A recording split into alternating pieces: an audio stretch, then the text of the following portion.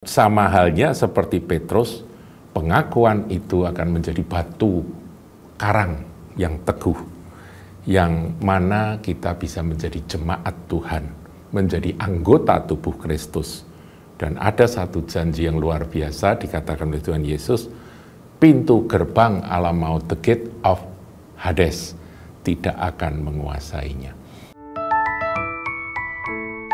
Shalom saudaraku, jumpa lagi dalam Suara Gembala.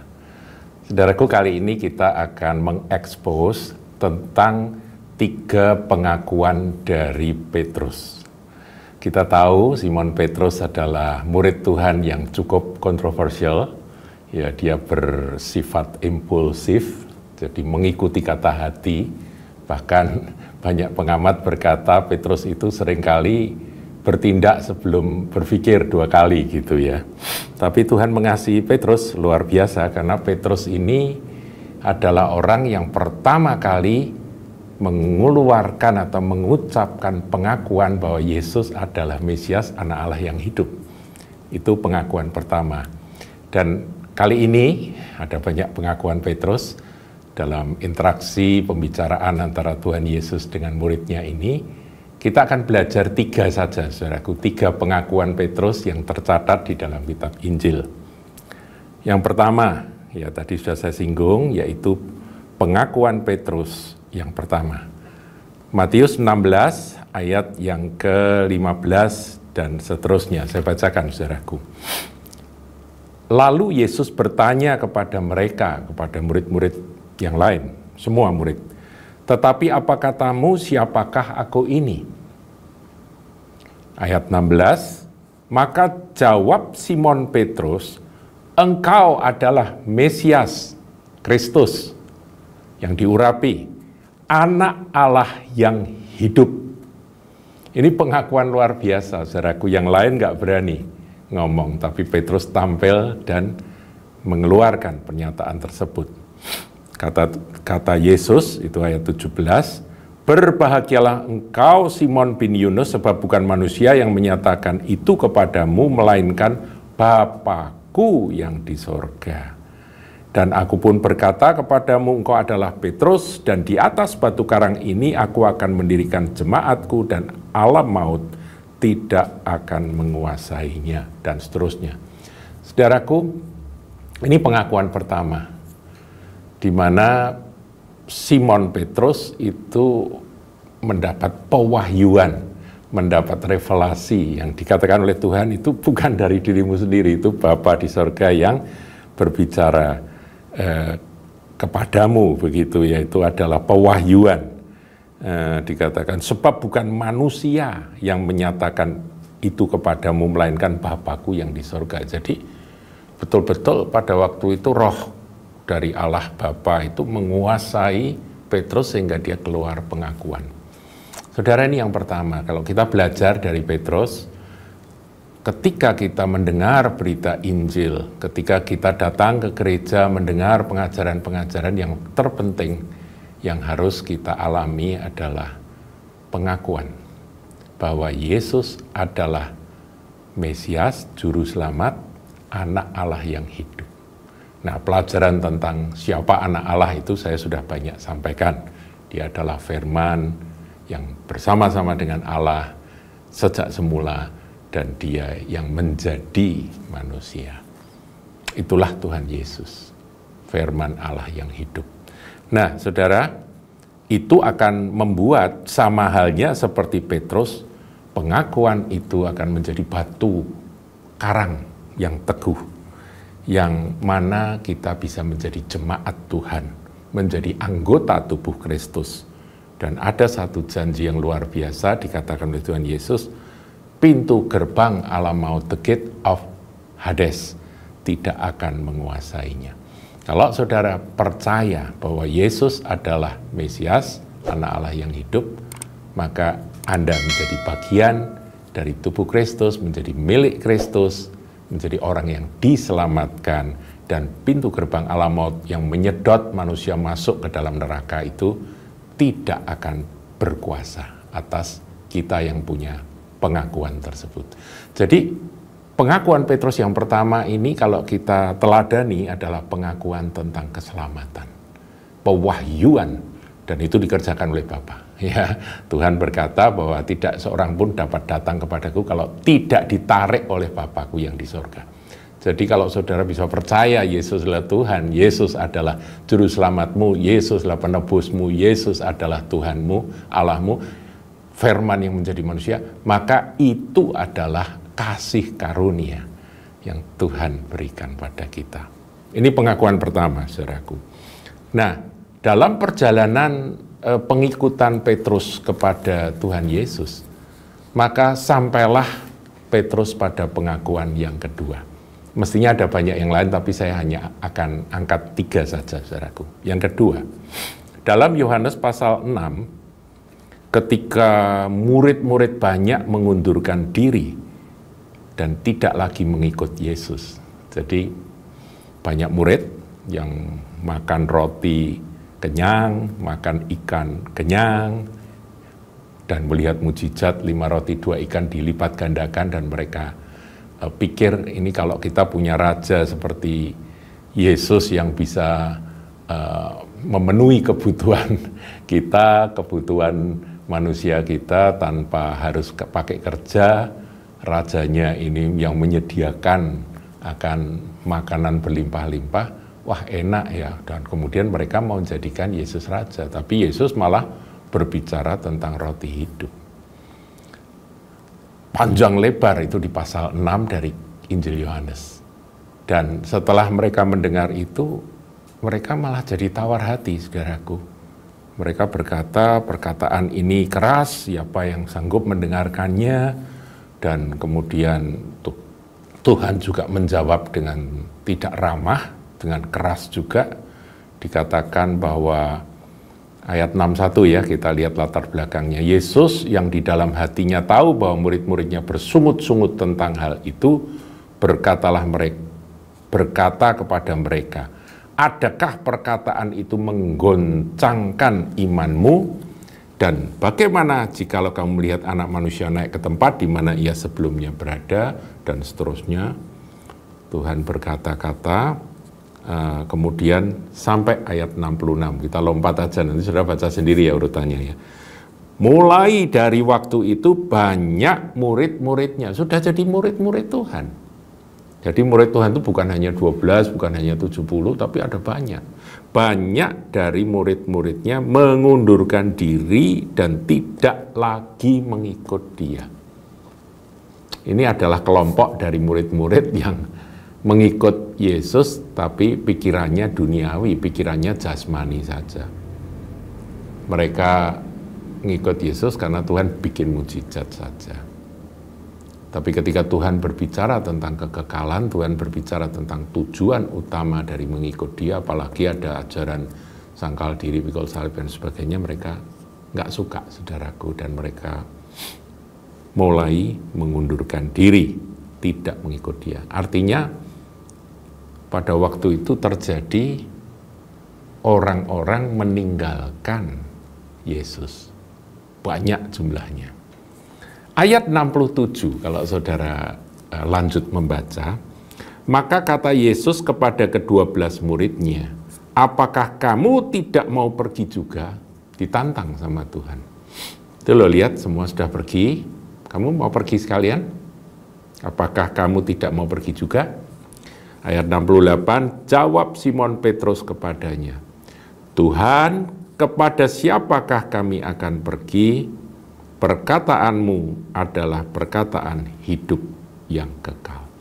Ini pengakuan yang kedua dari Simon Petrus setelah Petrus sekian lama, Petrus dan teman-temannya sekian lama mengikut Yesus. Dan mendengar akan perkataan yang sama yang disampaikan Yesus pada banyak murid-murid yang jumlahnya banyak itu. Waktu ditantang, apakah kamu tidak mau pergi juga? Petrus mengucapkan kalimat ini. Kepada siapa kami akan pergi? Perkataanmu adalah perkataan hidup yang kekal. Jadi ini tantangan kesetiaan, saudaraku. Pengakuan tentang kesetiaan. Saudara, kita ini jadi murid Kristus. begitu sukacita ketika kita pertama kali menerima pewahyuan bahwa Dia adalah Juru Selamat, Dia mengampuni dosa kita, Dia mati ganti kita, Dia menjadikan kita anak-anak Allah. Wow, itu satu pengalaman yang luar biasa. Kita berpindah dari maut kepada hidup, kita masuk dalam tubuh Kristus. Tetapi kemudian ketika terjadi penyaringan, terjadi akan seleksi menurut melalui waktu, orang mulai bosan. Ya, orang kalau zaman sekarang itu ketika orang bertemu dengan Yesus pertama kali itu euforia, sukacita, kasih mula-mula, saudaraku ya. Dan itu disinggung oleh Tuhan di kitab Wahyu ya kepada jemaat Efesus, jangan sekali-kali kehilangan kasih mula-mula itu. Nah, itu bagaimana menjaganya? Nanti akan ada ujian. Ketika orang-orang banyak, murid-murid yang lain, yang mereka juga pernah kelihatannya menggebu-gebu ikut Yesus, tiba-tiba mereka berserak-serak meninggalkan Tuhan Yesus. Bagaimana dengan kita? Apakah mau ikut mereka? Ikut mundur? Bosan, mundur? Doa tidak dijawab? Punya keinginan minta pada Tuhan dan Tuhan tidak kabulkan? Mutung, kemudian mundur. Apakah seperti itu, saudaraku?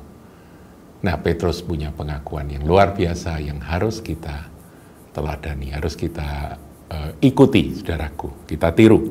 Dia berkata, kepada siapakah kami akan pergi? Tidak ada lagi, Tuhan. Engkau satu-satunya Juru Selamatku. Jadi ini ujian kesetiaan, saudaraku. Ketika yang lain tidak setia, ketika yang lain mundur, dia tetap melekat kepada Tuhan Yesus Kristus.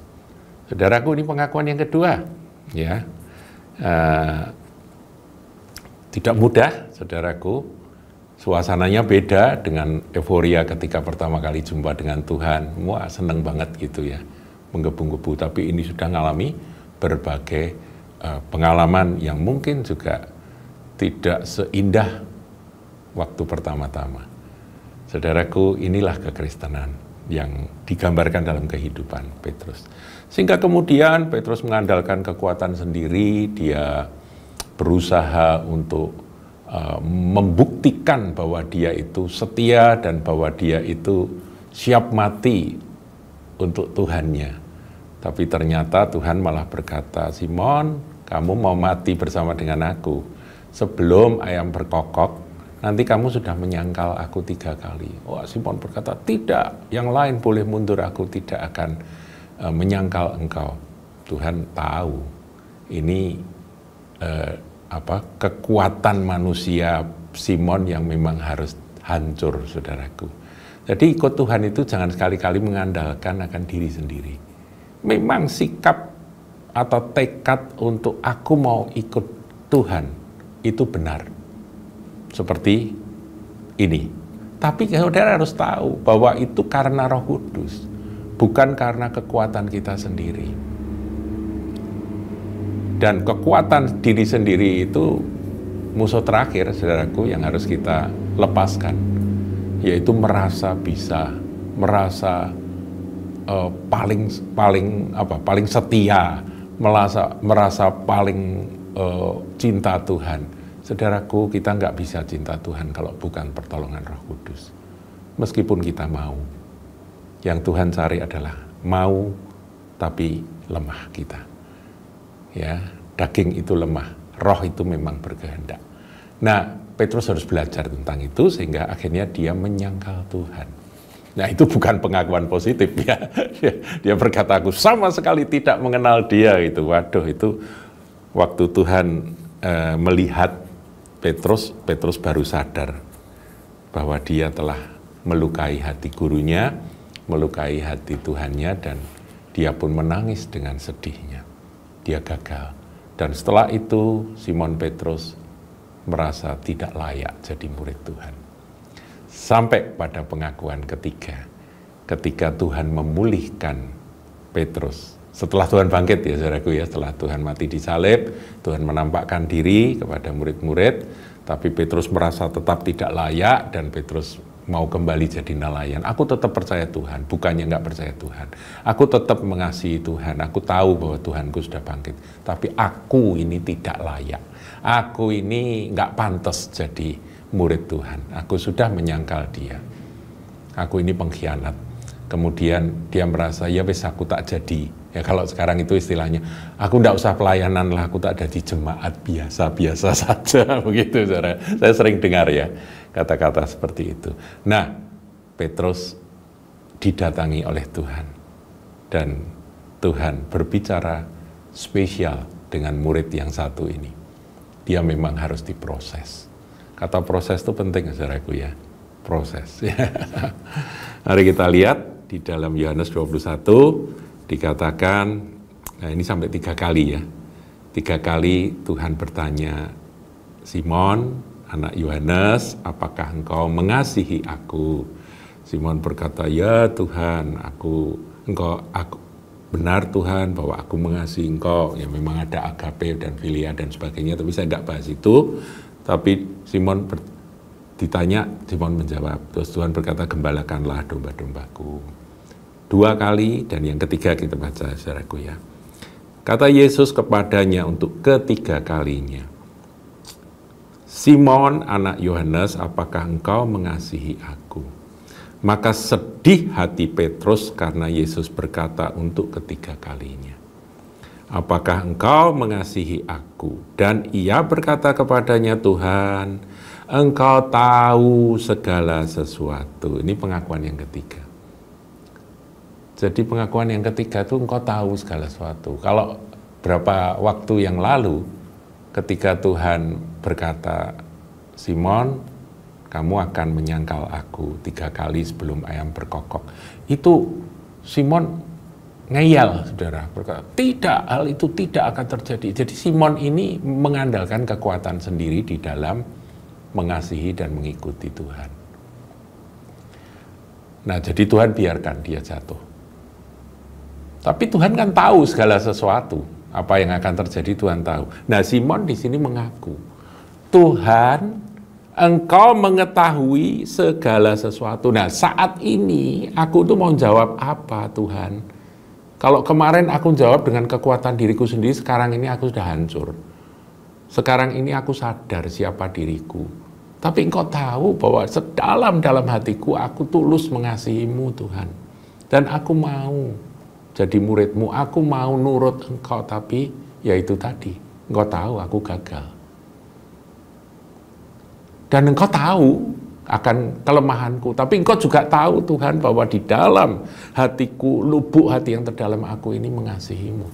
Saudaraku, dulu pernah saya sampaikan ya, perbedaan Simon Petrus dengan Yudas Iskariot hanya ada pada satu ini. Simon gagal, tetapi dia mengasihi Tuhan.